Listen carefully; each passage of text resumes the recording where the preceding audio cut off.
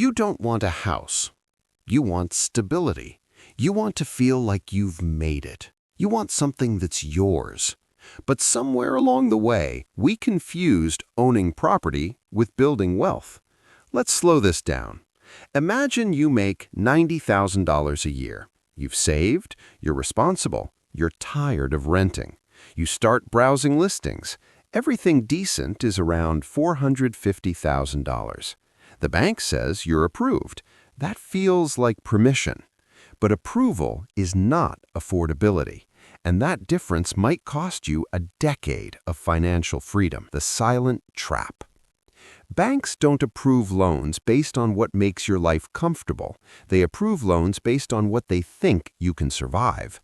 There's a big difference between "I can technically make this payment" and "I can make this payment without stress, sacrifice, and zero margin for error."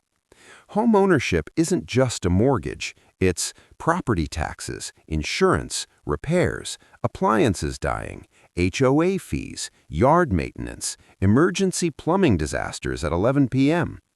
Owning a home is signing up for permanent financial responsibility, and nobody says that part loudly. The freedom cost. Here's the part people ignore. When your housing payment eats 45% of your income, you lose options. You can't quit a toxic job, take career risks, move cities easily, travel freely, handle a layoff comfortably. Your house becomes a financial anchor. Yes, you're building equity, but you're also trading flexibility for stability, and sometimes you're not even getting stability. The math no one talks about. Let's say your total monthly housing cost ends up around $3,500. Now ask yourself, after taxes, after food, after insurance, after your car, after everything, how much is left? If the answer is almost nothing, you're not buying a home, you're buying financial anxiety. The real test isn't, can I qualify? It's, can I pay this comfortably and still invest, save, and live? If you can't invest 15 to 20% of your income while owning the house, you're not building wealth, you're just servicing debt. The opportunity cost nobody mentions. What if instead of tying up $80,000 in a down payment, you invested it? What if you rented for 5 more years and invested the difference between rent and a mortgage? In many cities right now, renting is actually cheaper than owning. That extra cash flow, that could grow. Equity grows slowly at first. Investments compound. Those are not the same thing. So who should buy right now? You should consider buying if your housing costs are under 30% of your gross income. You have a 6-month emergency fund after closing.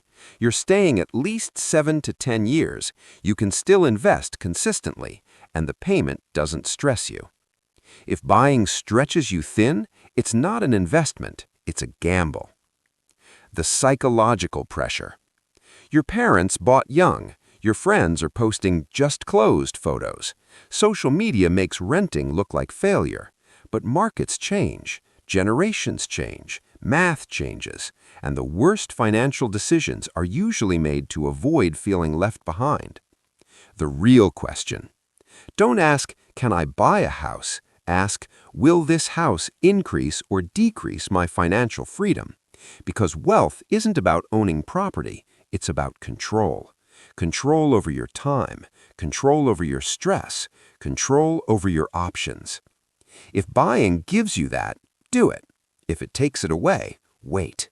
There's no trophy for struggling inside a house you can't afford. Final thought. A mortgage is a 30-year commitment. Your income, career, health, and goals will change many times during that period. Make sure your house supports your future, not restricts it. Approval is easy. Freedom is rare. Choose wisely.